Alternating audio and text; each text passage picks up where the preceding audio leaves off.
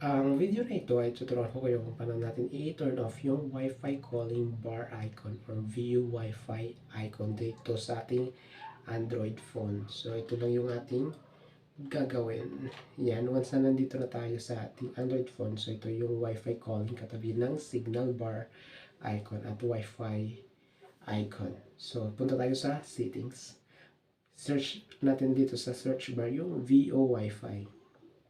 VO Wi-Fi. So, ito-turn off natin itong VO Wi-Fi na icon. So, notification and status bar icon. So, click lang natin yan. Tapos dito, hanapin natin yung VO Wi-Fi sa status bar. So, ito yung status bar.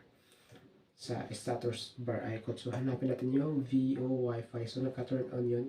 Naka-turn on yung ating VO Wi-Fi. Kaya lumabas yung icon na Wi-Fi calling or VO Wi-Fi. So, pag na-turn off yun na yung VO Wi-Fi, ibig sabihin nun is mawawala na yung ating icon na VO Wi-Fi. Yan. Kapag ito turn off na naman is babalik yung icon na VO Wi-Fi or yung Wi-Fi calling sa ating Android.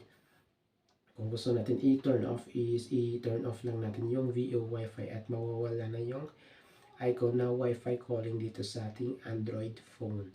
So, ayun, ganun lang kasimple kung paano natin i-turn off yung ating Wi-Fi calling icon dito sa ating Android phone.